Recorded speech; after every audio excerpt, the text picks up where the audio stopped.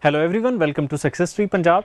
Welcome to our new series in which we are going to discuss 1000 most expected questions for PPSC examinations. In today's session, I'll be covering science and tech questions. That will be part first of our series for science and tech questions. Now, in that context, we will include science, technology, which is directly included or directly includes technology plus technological advancements and space and nuclear sciences.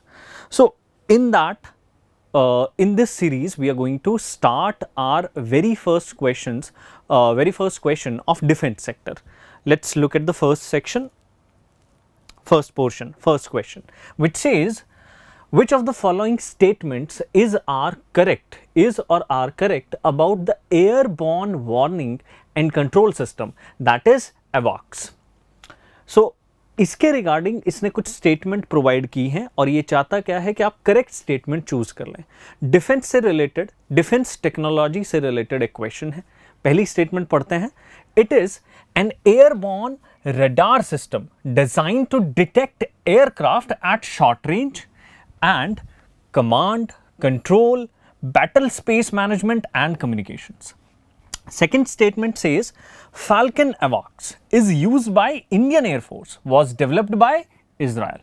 तो आपको हर statement को correct या incorrect बताने से पहले उसके important points को समझना पड़ेगा. जैसे अगर आप यहां पर क्वेश्चन देखते हैं तो इसमें एयरबॉर्न रडार सिस्टम की बात की गई है जो क्या डिटेक्ट कर सकता है, एयरक्राफ्ट. अब वहां पर कीवर्ड जो है दैट इज शॉर्ट रेंज.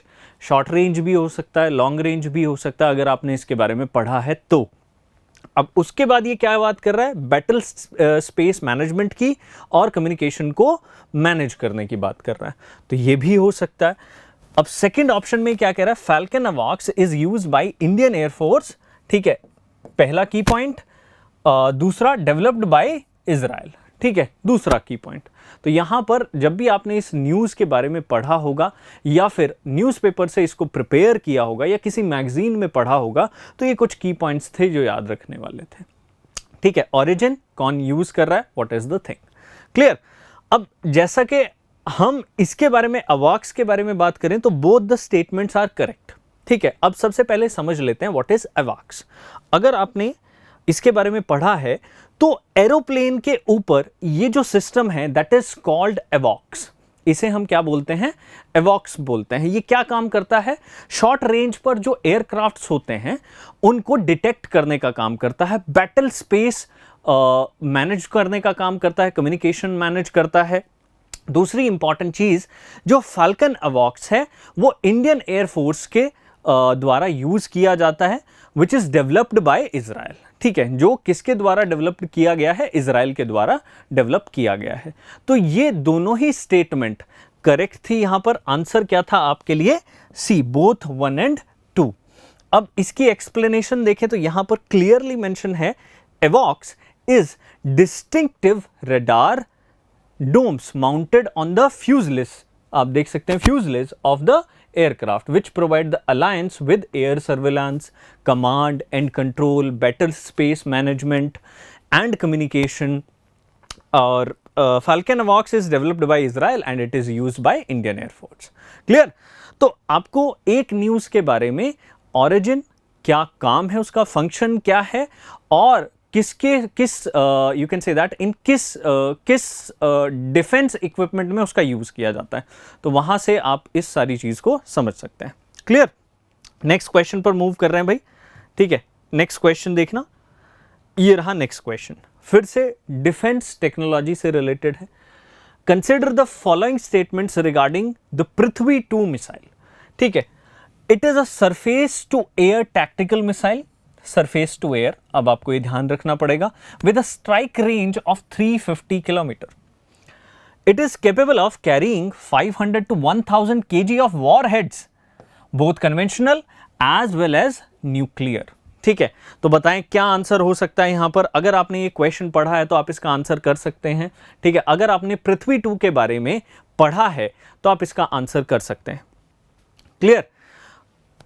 पृथ्वी 2 एक ऐसी मिसाइल है जो जिसकी जो शॉर्ट रेंज है, जो रेंज है वो 350 किलोमीटर है, प्लस ये surface to air tactical missile है या फिर नहीं है, ये आप मुझे बताएंगे।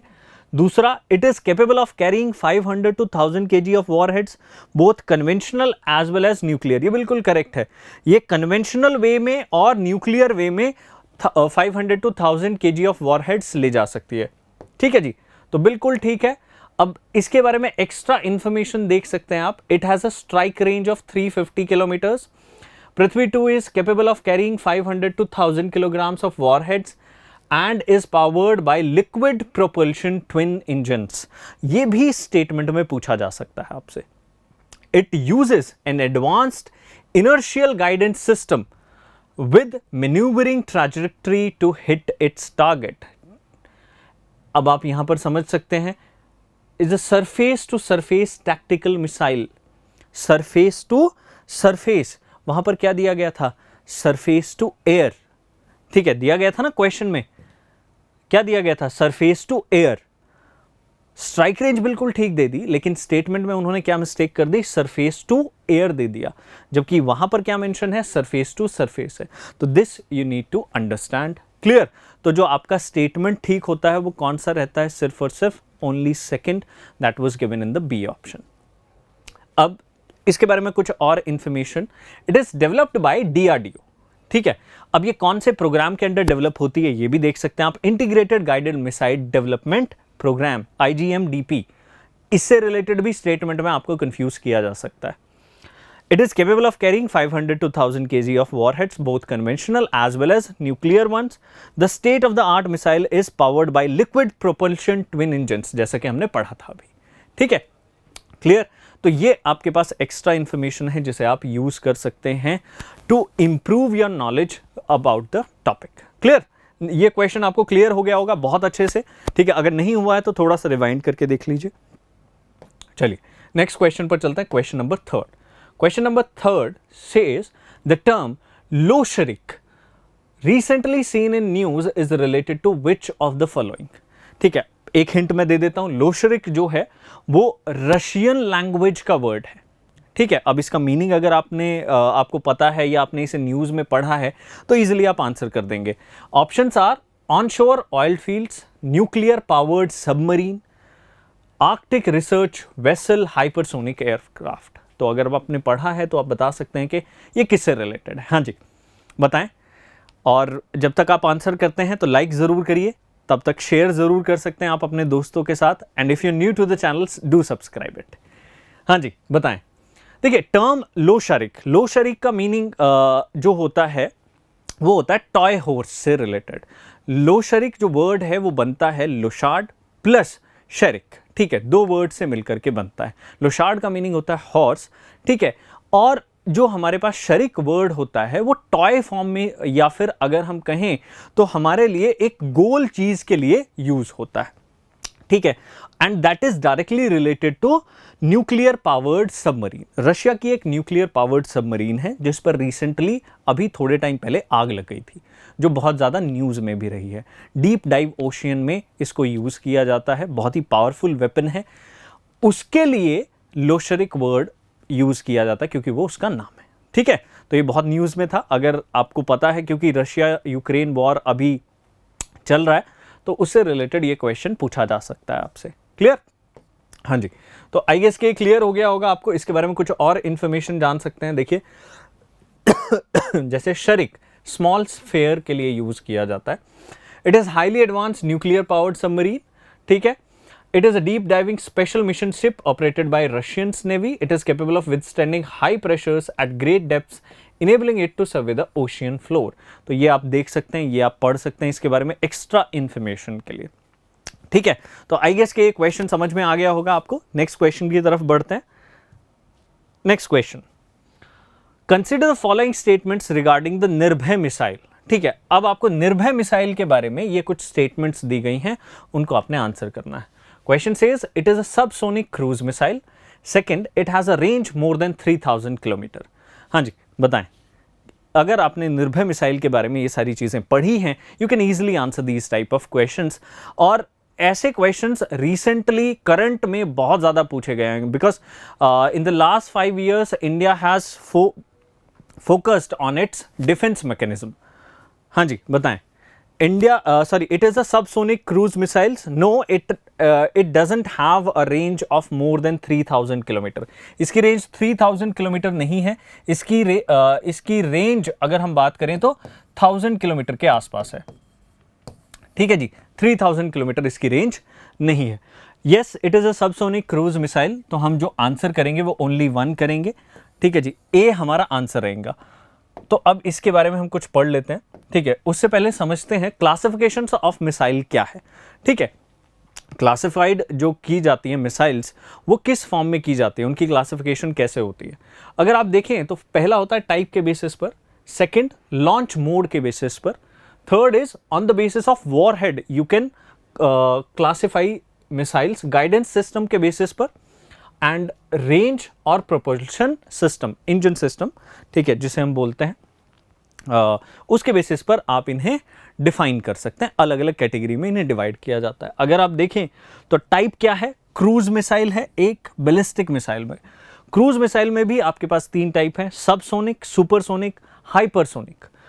बैलिस्टिक मिसाइल में tactical, theatre, short range, medium range, intermediate range, intercontinental, submarine launched. ठीक है, ये आपने पढ़े होंगे, आईसीबीएम अगर आपने पढ़ा है तो आप वहां पर आराम से बता सकते हैं कि वो इंटरकॉन्टिनेंटल बैलिस्टिक मिसाइल की बात कर रहा है। ठीक है जी सॉरी।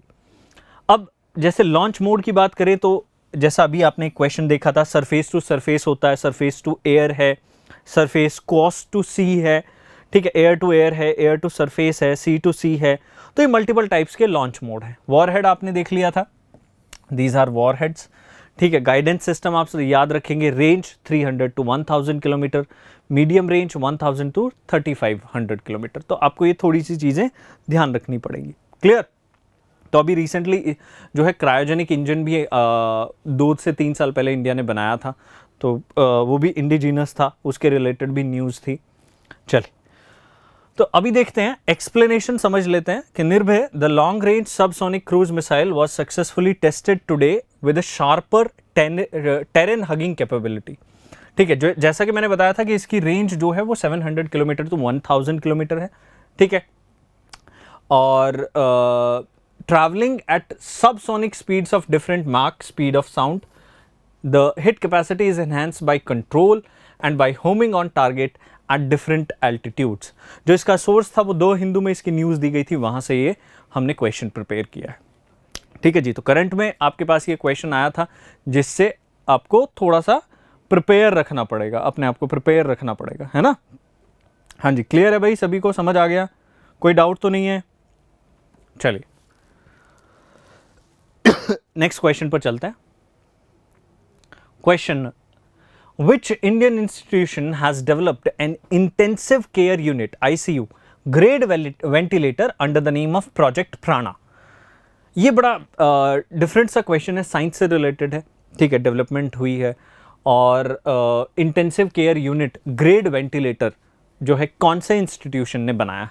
ये बहुत ही नामचीन इंस्टीट्यूशन है। पहला ऑप्शन आपको दिया गया है IISc, Indian Institute of science, AIIMS, LIT Delhi, IIT Patna. हाँ जी बताएं क्या आंसर होगा? देखें, ध्यान से समझें और आंसर करने की कोशिश करें। हाँ जी बताइए। आंसर है Indian Institute of Science. So Indian Institute of Science has created और developed an intensive care unit on grade ventilator.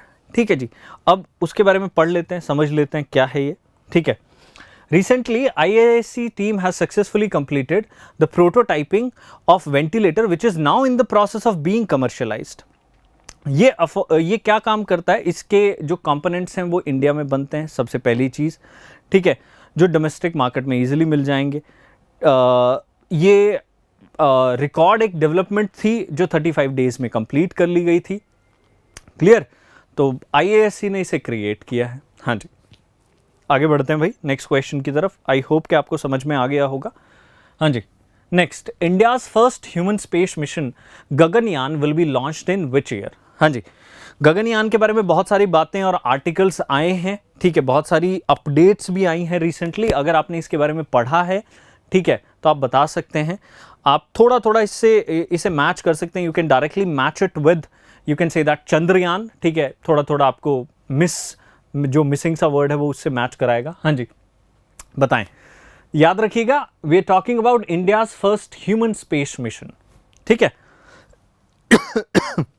बताइए भाई, क्या लगता है क्या आंसर हो सकता है? करेक्ट आंसर इज 2023, ठीक है। अब नॉर्मली बहुत सारे लोग यहां पर क्या करेंगे, 2022 भी आंसर करेंगे, बट दे आर रॉन्ग, ठीक है। क्यों?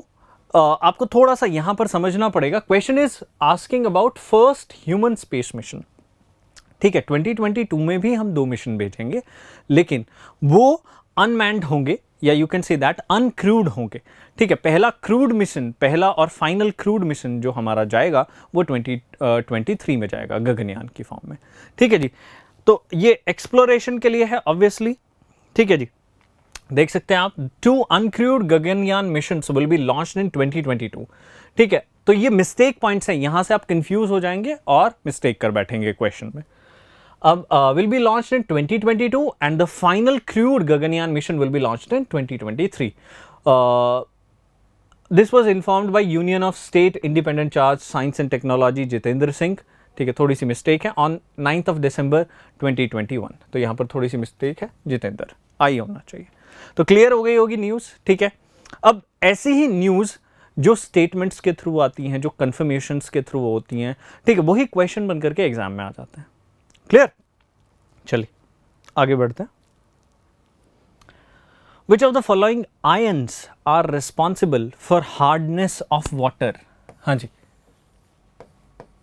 बताइए कौन से ऐसे आयंस हैं जो रिस्पॉन्सिबल हैं वाटर की हार्डनेस से रिलेट। आपने सुना होगा ना हार्ड वाटर, ठीक है, उसके बारे में आपने पढ़ा होगा। तो क्यों हो जाता है वो, कौन से आयंस हैं जो रिस्पॉन्सिबल हैं उसे हार्ड बनाने के लिए? हाँ जी, बताएं, बताइए भाई।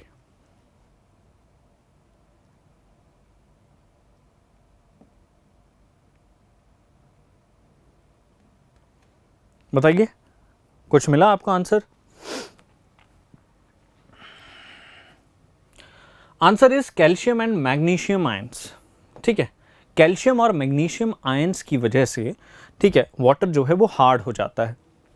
ऐसा नहीं है कि हार्ड वाटर को पी नहीं सकते हैं आप, ठीक है। हार्ड वाटर पिया जा सकता है, लेकिन उससे ड्राई स्किन हो सकते हैं, ठीक है, ड्राई हेयर हो सकते हैं, तो ये प्रॉब्लम आपको आ सकती है उससे। Hardness of water is developed due to the sufficiency of carbonates and bicarbonates of calcium and magnesium. Clear? अब इससे जो है हार्डनेस हो सकती है वाटर में। अब नॉर्मली क्या होता है कि क्या हम इसे पी सकते हैं या नहीं पी सकते हैं?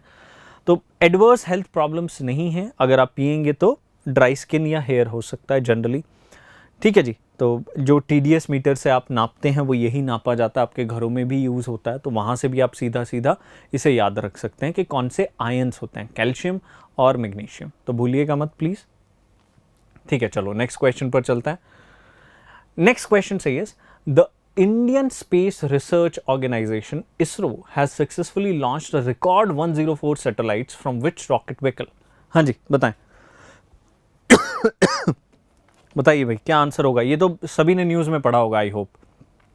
क्या यहाँ पर आंसर हो सकता है? एक बार देखें। ISRO has successfully launched 104 satellites, ठीक है, इसके बारे में तो सभी ने न्यूज़पेपर में पढ़ ही लिया होगा। बताइए भाई क्या यहाँ पर आंसर हो सकता है? देखते हैं कौन आंसर करता है। तो अगर आप देखें तो यहाँ पे आपको कुछ फैक्ट्स और पता होने चाहिए, जैसे इसरो की फुल फॉर्म क्या है, इसरो का हेडक्वार्टर कहाँ है, हेड कौन करता है इसरो को, ठीक है जी, ये सारी चीज़ें भी आपको पता होनी चाहिए। आंसर वर्स PSLV C-37, ठीक है जी, आंसर तो ये था। अब देखो, जैसा कि आपको पता है कि 104 सैटेलाइट्स लॉन्च किए थे इसरो ने, जिस पे नासा भी हम शॉक हो गया था, ठीक है, सभी ने प्रेज़ किया था इसे, बहुत ज़्यादा टाइम ये न्यूज़ में रहा था, ठीक है, हेडलाइंस ये रहा था, तो आपको इसके बारे में थोड़ा बहुत तो पता होना चाहिए। जो ये मिशन था that was launched from Satish Dhawan centre, ठीक है, श्रीहरिकोटा, ये आप सभी को पता होना चाहिए। हाँ जी, बिल्कुल सही है। And this was, you can say that the, जो कि लिखा है 38 सक्सेसफुल मिशन ऑफ PSLV। ठीक है, क्लियर है भाई, समझ में आ गया सभी को? तो कुछ जो मतलब मैं अगर कहूँ तो यूनिक जो सेंस में आपके पास न्यूज़ आती हैं, ठीक है, या फिर एक बहुत बढ़ा चढ़ा करके जिसको पब्लिसिटी मिलती है, उसको आप थोड़ा ध्यान दें, क्योंकि उससे रिलेटेड कुछ क्वेश्चंस बनते हैं। ऑब्वियसली ये यूनिक था, ठीक है, और अप्रिशिएटिव एक एफर्ट था इसरो का, जिसकी सभी all over the world praise की गई थी। तो आपको इससे रिलेटेड थोड़े से फैक्ट्स पता होने चाहिए। Let's move on to our next question that says, in October 2021 which tech company launch creator education and enablement programme in India? हाँ जी, कौन सी कंपनी ने जो है एजुकेशन से रिलेटेड प्रोग्राम लॉन्च किया था? तो बताएं, इन सभी कंपनियों से आप भली भांति परिचित होंगे। हाँ जी, बताइए भाई, क्या यहां पर आपने आंसर चूज किया? देखते हैं। आंसर है, हाँ जी बताएं क्या आंसर है? Answer is Facebook. ठीक है, फेसबुक ने ऐसा किया है, ठीक है, और इसका पर्पस क्या है वो भी समझ लेते हैं। Facebook has launched its creator education and enablement programme in India. ठीक है, ये प्रोवाइड करता है अपॉर्चुनिटी, लर्न, अर्न। ठीक है, ये लाइव मास्टर क्लास के थ्रू आपको पढ़ाएगा, ठीक है, एक्सपर्ट्स के साथ आपका इंटरेक्शन कराएगा, जिससे आपको, ठीक है, कुछ इंफॉर्मेशन मिल सके, ट्रेंड्स पता चल सकें, ठीक है, और at the end of the course they will provide you a certificate. ठीक है, कोर्स कंप्लीशन सर्टिफिकेट प्रोवाइड करेंगे, ठीक है, जिससे आपको आपकी स्किल एनहांस होगी। ठीक है, बहुत सारी चीज़ें आपको सीखने को मिलेंगी इसमें। क्लियर? हाँ जी, समझ आ गया? कोई डाउट तो नहीं है? चलिए, तो यहां पर जो आंसर था वो था फेसबुक। नेक्स्ट क्वेश्चन पर चलते हैं। Question is, which of the following is related to the terms AMLEX? हाँ जी, एमलेक्स अगर आपने टर्म पढ़ी है तो आप सीधा सीधा आंसर कर सकते हैं। एमलेक्स से कौन सी एमलेक्स टर्म से कौन सी चीज यहां पर रिलेटेड है out of the given 4 options? देखिए, फाइंड आउट करें क्या यहां पर आंसर दिया गया है। हाँ जी, बताइए, जल्दी से बताएं फटाफट।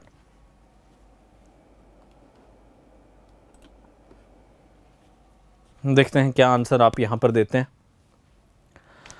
तो AMLEX is directly related to oxygen rationing device. ठीक है, नाउ व्हाट इज दिस?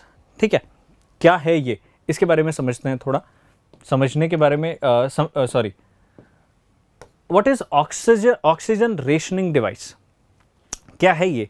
ठीक है, इसके बारे में क्या आप बता सकते हैं या आपने पढ़ा है? हाँ जी, ये जो है, जैसे मेडिकल ऑक्सीजन जब हम सप्लाई करते हैं ना, ठीक है, तो वो एक सिलेंडर में भरी जाती है, तो उसके ठीक रहने का टाइम ये 3 फोल्ड कर देती है, 3 गुना बढ़ा सकती है। ठीक है, क्या बढ़ा सकती है? 3 गुना बढ़ा सकती है। तो अब देखिए कि ये हेल्थ सेक्टर में कितनी हेल्प करेगा हमें। ठीक है, तो ऑक्सीजन रेशनिंग सिस्टम क्या काम करता है? जो मेडिकल ऑक्सीजन सिलेंडर की जो एक्सपायरी डेट है उसको 3 गुना बढ़ा सकता है। ठीक है, वो एक्सटेंड कर सकता है, तो it can be use for further long. ठीक है, ये बहुत लंबे टाइम तक यूज की जा सकती है। Indian Institute of Technology IIT Ropar has developed a first of its kind oxygen rationing device called AMLEX. AMLEX is an oxygen rationing device that increases the life of medical oxygen cylinders threefold. 3 गुना कर देती है. The device can be easily connected between the oxygen supply line and the mask worn by the patient. ठीक है, 3 गुना लंबे time तक चला सकती है. It uses a sensor that senses and successfully supplies a required volume of oxygen to the patients. तो जो उसकी खपत है उसको कम करती है. ठीक है, जितनी रिक्वायर्ड होती है उतनी ही प्रोवाइड करती है. 3 गुना लंबे टाइम तक वही ऑक्सीजन जो है आप यूज कर सकते हैं, क्योंकि उसका कंजम्पशन जो है वो कम हो गया. ठीक है, क्लियर हो गया, समझ में आ गया भाई? हाँ जी. और अगर आप देखें तो कोविड में बहुत ज़्यादा सिलेंडर्स की कमी हुई थी, ऑक्सीजन की हमारे पास कमी हुई थी, ऑक्सीजन सिलेंडर्स की बहुत ज़्यादा कमी हुई थी, तो उसमें ये बहुत हेल्पफुल होता अगर ये पहले बन जाता. ठीक है, तो अब आगे भी अगर ऐसी कुछ सिचुएशन आती है या डेली रूटीन लाइफ में हेल्थ सेक्टर में, इससे बहुत सारी ऑक्सीजन जो है बचाई जा सकती है. Next, Consider the following statements. A fungible asset is something that can be readily interchanged.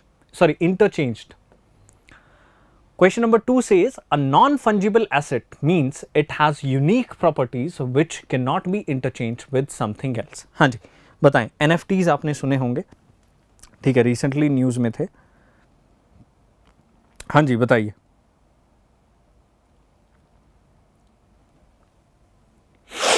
हाँ जी बता दें भाई.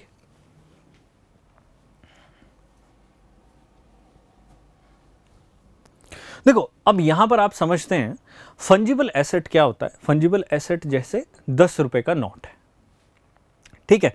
10 रुपए के नोट बहुत सारे हो सकते हैं, सेम तरीके के नोट बहुत सारे हो सकते हैं, ठीक है. तो उसे बदला जा सकता है.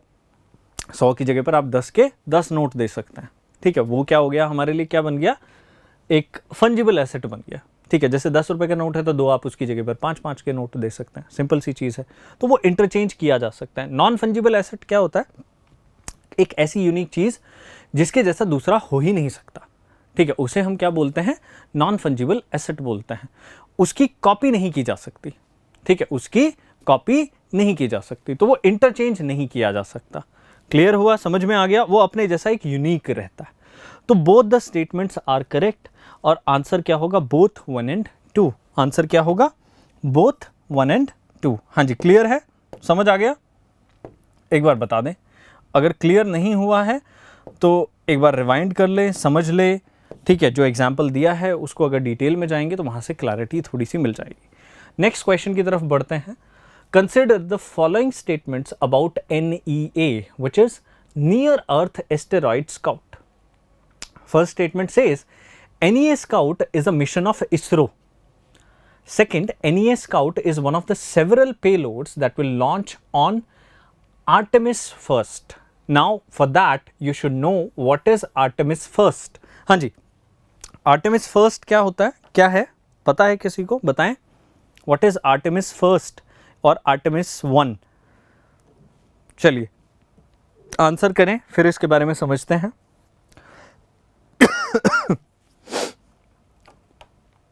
हाँ जी, first of all first statement is incorrect. ये इसरो का प्रोग्राम नहीं है, ये नासा का प्रोग्राम है, ठीक है.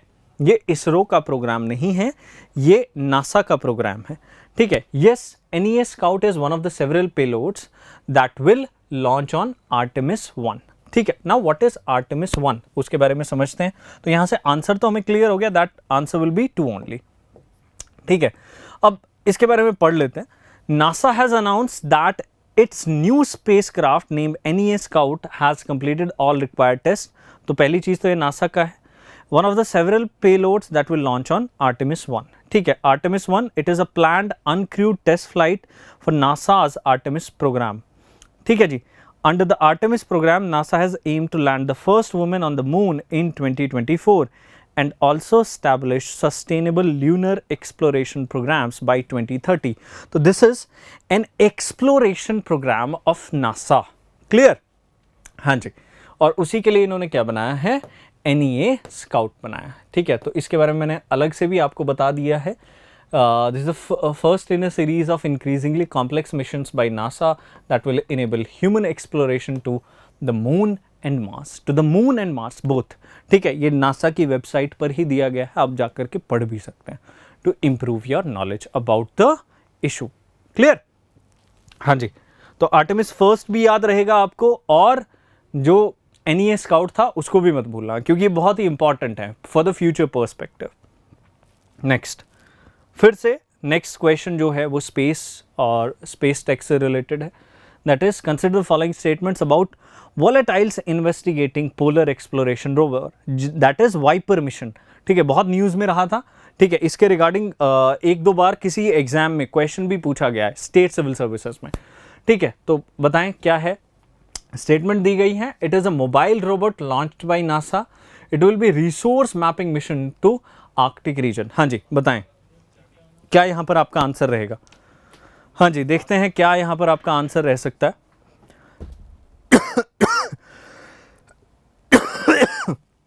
Sorry, extremely sorry. हाँ जी बताइए भाई, समझ में आया कुछ या नहीं आया.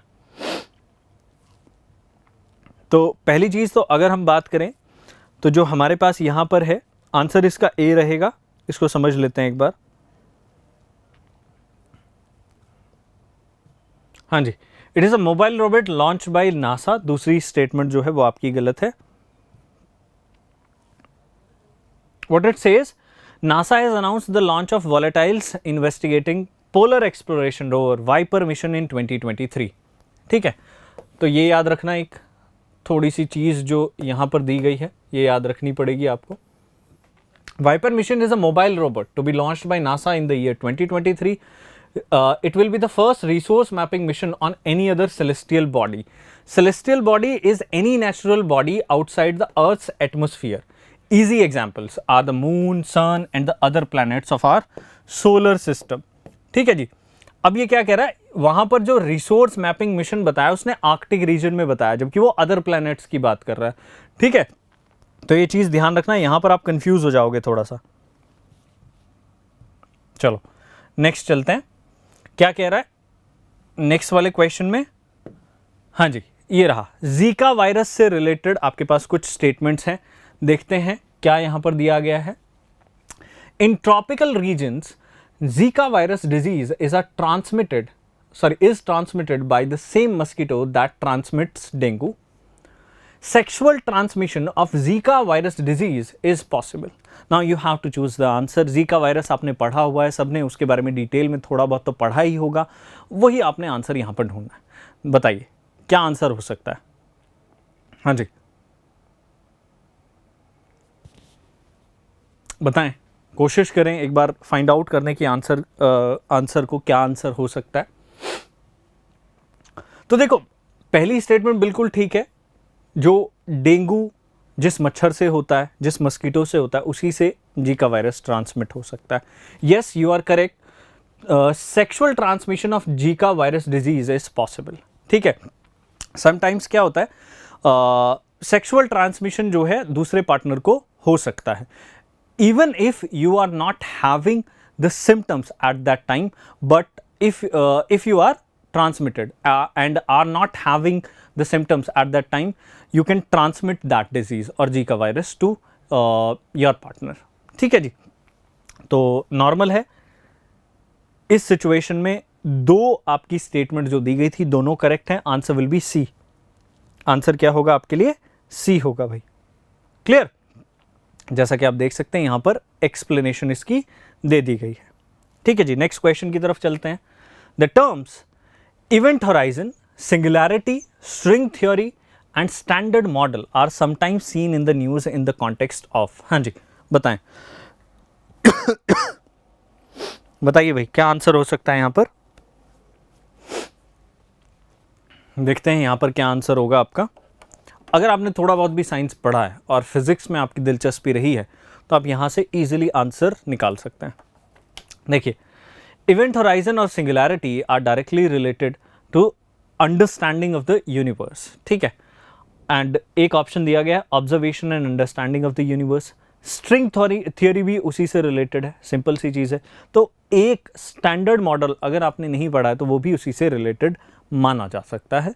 Through the elimination, study of the solar and the lunar eclipses नहीं, placing satellites in the orbit of the earth no, origin and evolution of living organisms on the earth, तो बायोलॉजी से तो रिलेटेड नहीं लग रहा है।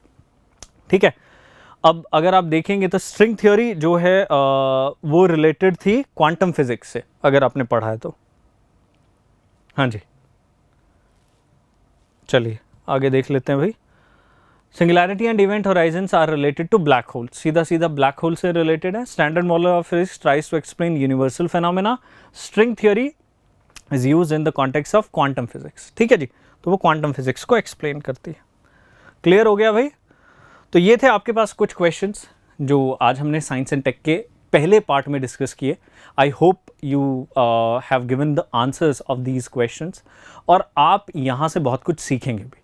Next part में हम इससे थोड़े से डिफरेंट लेवल के स्टैटिक क्वेश्चंस भी लेकर के आएंगे जो बहुत ही इंपॉर्टेंट हैं पीपीएससी एग्जामिनेशंस के लिए और अदर स्टेट सिविल सर्विसेज के एग्जामिनेशन के लिए भी। ठीक है, तो एक बार आप कोशिश करें पढ़ने की, ठीक है, समझने की इन क्वेश्चंस को। And if you liked the video So do like it, share it with your friends, and if you're new to the channel, do subscribe it. Thank you very much. This is Gaurav Rana signing off.